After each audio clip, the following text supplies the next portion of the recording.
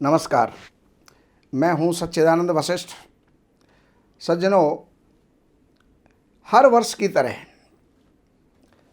अब नया वर्ष 2024 आने वाला है और 2024 के लिए हर आदमी ये सोचता है पहला वर्ष तो मेरा जैसा था, जैसा गया सो गया, लेकिन आने वाला वर्ष कम से कम अच्छा जाए। तो उसके लिए ये उम्मीद रखता है, आशा रखता है, सोचता है कि मेरा नया वर्ष कैसा होगा, क्या क्या इसके अंदर अच्छे परिणाम जो है आपको प्राप्त होंगे। तो उसके लिए मैं बताने का प्रयास कर रहा हूं। तो 2024 वृष राशि वालों के लिए कैसी रहेगी। तो वृष राशि वालों की सबसे पहली बात तो ये है कि जनवरी से लेकर के और अप्रैल तक बृहस्पति आपके 12वें स्थान में रहेंगे। कोई ना कोई, अगर आप वृद्ध हैं, बड़ी उम्र के हैं, तो परिवार के लिए, बच्चों के लिए या मकान के लिए आपके द्वारा कोई ना कोई खर्च होगा। अर्थात कोई ना कोई मकान का निर्माण हो सकता है, भूमि भवन आदि आप खरीद सकते हैं, कोई वाहन आप खरीद सकते हैं, बच्चों का विवाह हो सकता है। दूसरे नंबर पर यह अप्रैल तक की ही बात है। उसके बाद का जब अप्रैल निकल जाए तो उसके पश्चात यही बृहस्पति यहाँ से परिवर्तन होकर के और ये चले जाएंगे वृष राशि के अंदर, आपके राशि के ऊपर आ जाएंगे। तो जब आपकी राशि के ऊपर आ जाएंगे तो धार्मिक मनोवृत्ति बनेगी, धार्मिक प्रवृत्ति होगी और उसके साथ साथ जो भी पढ़ने वाले हैं उनकी पढ़ाई का क्षेत्र बहुत बढ़िया जाएगा पूरे वर्ष के अंत तक। और इसके साथ साथ जो विवाह के योग्य हैं तो उनके विवाह हो सकते हैं, सगाई संबंध हो सकते हैं। आपका कार्य जो भी रुका हुआ है वो कार्य आपका पूर्ण हो सकता है। ये बृहस्पति पढ़ने वालों के लिए बहुत अच्छे होंगे और अच्छे सगाई संबंध करवाने वाले होंगे। जिनके पति पत्नी के बीच में कुछ विवाद चल रहे हैं वो विवाद भी सुलझ जाएंगे और आपके भाग्य की वृद्धि होगी, आपकी मनोकामनाएं पूर्ण होंगी, रुके हुए कार्य आपके सफल होंगे, आपके प्रमोशन हो सकते हैं। अब शनि वृष राशि वालों के लिए कारक होता है, योग कारक होता है और शनि कुंभ राशि के अंदर आपके 10वें स्थान के अंदर विद्यमान है। और कुंभ राशि शनि की अपनी मूल त्रिकोण की राशि होती है, स्वराशि तो होती ही होती है। तो ये निश्चित है कि इस वर्ष कोई भी राजकीय लाभ आपको होगा। अगर नौकरी के लिए आप बहुत समय से इंतज़ार कर रहे हैं तो समझ लीजिएगा कि इंतज़ार आपका समाप्त हुआ, आपकी नौकरी लग सकती है। प्रमोशन अगर आपका ड्यू है तो प्रमोशन हो सकता है। और राजनीति के क्षेत्र में जो चलने वाले हैं उनको राजनीति में लाभ होगा। कोई भी मंत्री पद या कोई भी विजय, किसी भी प्रकार का लाभ सरकारी आपको होगा ही होगा। लेकिन ये शनि यहाँ से बैठ करके और अपनी सप्तम दृष्टि से चतुर्थ स्थान को देख रहे हैं। ध्यान रखें, माता का स्वास्थ्य गिर सकता है, माता के साथ अनबन हो सकती है, कोई भी प्रॉपर्टी संबंधी विवाद जो है आपका चल सकता है, हो सकता है। इसलिए उस समय पर थोड़ा सा समझौतापूर्ण वातावरण बना करके अपने कार्य को सिद्ध करें। अब शनि यहीं से बैठ करके अपनी 10वीं दृष्टि इनकी आपके 7वें स्थान के ऊपर जाती है। 7वां स्थान आपकी पत्नी का है। ध्यान रखिएगा, बृहस्पति योग संयोग बनाता है और संतान का सुख भी देता है। लेकिन शनि यहां से बैठ करके पत्नी के साथ कुछ विवाद उत्पन्न कर सकता है।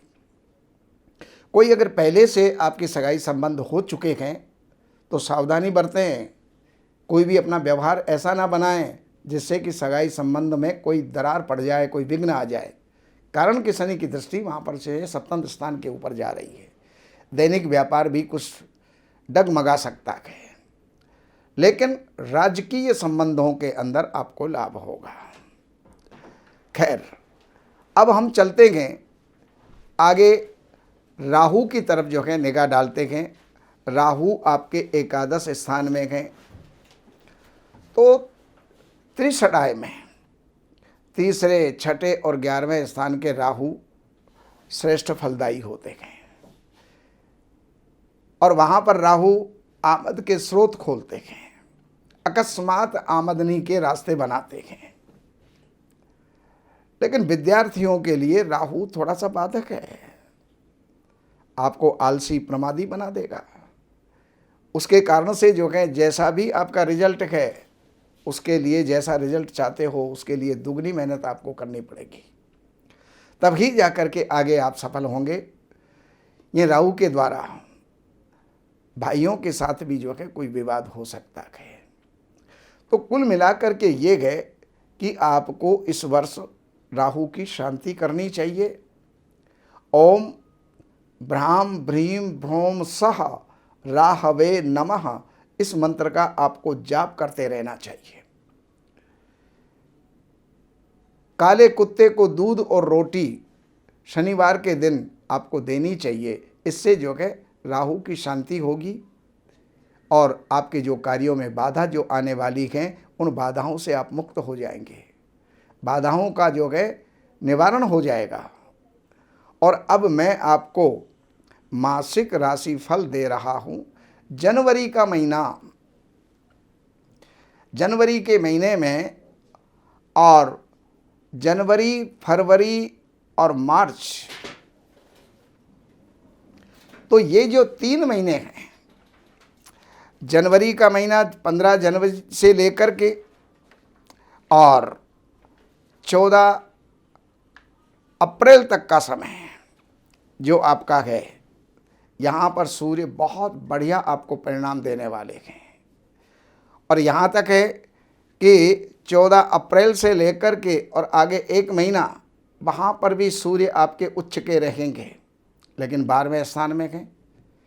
12वें स्थान का सूर्य खर्च ही करवाता है।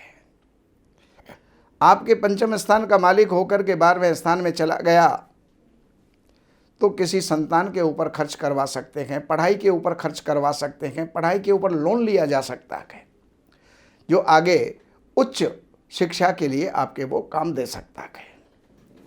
और उसके पश्चात मई में थोड़ा सा दिमाग आपका तेज हो सकता है, यानी क्रोध की अधिकता रह सकती है, जिसके कारण से कई बनते हुए कार्य आपके बिगड़ सकते हैं। तो उसके प्रति आपको सावधान रहना होगा और अपनी दिमाग को ठंडा रखना होगा। 15 जून से 1 महीने का जो समय है वो धन वृद्धि का है, कुटुंब में वृद्धि का है। अब कुटुंब में वृद्धि, अगर किसी के कोई बच्चा हो जाए तो भी कुटुंब में वृद्धि होती है। कोई नव विवाहिता घर के अंदर प्रवेश करे, नव वधू का प्रवेश हो तो भी जो है कुटुंब में वृद्धि होती है और धन धान्य की वृद्धि होगी। कुटुंब के अंदर अच्छा माहौल आपका रहेगा। 17 जुलाई से और 1 महीने का जो समय है उसमें आप किसी न किसी प्रकार की विजय को प्राप्त करेंगे। प्रभाव आपका बढ़ेगा, प्रभुत्व आपका बढ़ेगा, नाम आपका बढ़ेगा, नाम रोशन होगा। भाइयों के साथ में अच्छे तालमेल और अच्छे संबंध आपके बन सकते हैं। 17 अगस्त से और जो 1 महीने का समय रहेगा उस समय पर आप पढ़ाई वाले हैं तो उसमें तो आप पूरी तरह से सफलता को आप प्राप्त करेंगे।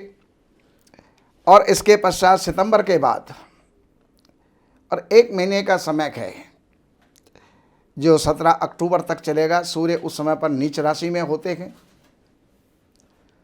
और वो 6ठे स्थान में होंगे। तो 6ठे स्थान के अंदर जो सूर्य आपके विद्यमान हैं उस समय पर गोचर कर रहे हैं तो शत्रु हंता योग भी बनाते हैं, शत्रुओं पर विजय दिलाते हैं। लेकिन एक बात का ध्यान रहे, कर्जों से दूर रहिएगा वरना कर्जे बढ़ सकते हैं। नवंबर में 15 नवंबर से 16 नवंबर से जो ये सूर्य हैं आपके 7वें स्थान में चले जाएंगे, मित्र राशि के अंदर होंगे। पत्नी के साथ थोड़ा बहुत गर्मा गर्मी हो सकती है लेकिन व्यापार अच्छा रहेगा। और सूर्य की उपासना आप करते रहें तो ये सब कुछ जो भी गलत परिणाम हैं वो सुखद हो जाएंगे। और उसके पश्चात दिसंबर का महीना आपके लिए बहुत बढ़िया रहने वाला है। स्वास्थ्य का थोड़ा सा आपको ध्यान रखना होगा, और अगर आपका स्वास्थ्य का जो है आप ध्यान रखते हैं, सूर्य की उपासना करते हैं, सूर्य का दान करते हैं, तो ये पूरा का पूरा वर्ष आपके लिए श्रेष्ठ और अच्छा फलदायी जो है होने वाला है। और ये समझिए कि इस वर्ष आपका भाग्य चमकने वाला है। बाकी और जानकारियों के लिए इन नंबरों के ऊपर संपर्क करके कार्यालय से अपॉइंटमेंट लेकर के और कार्यालय की सेवाएं जितनी भी हैं वो आप प्राप्त कर सकते हैं। लेकिन कार्यालय की सेवाएं हैं वो आप जो है अर्पण करके, और कार्यालय की सेवाओं का मतलब आपकी समस्याओं का समाधान वो आप प्राप्त कर सकते हैं। नमस्कार।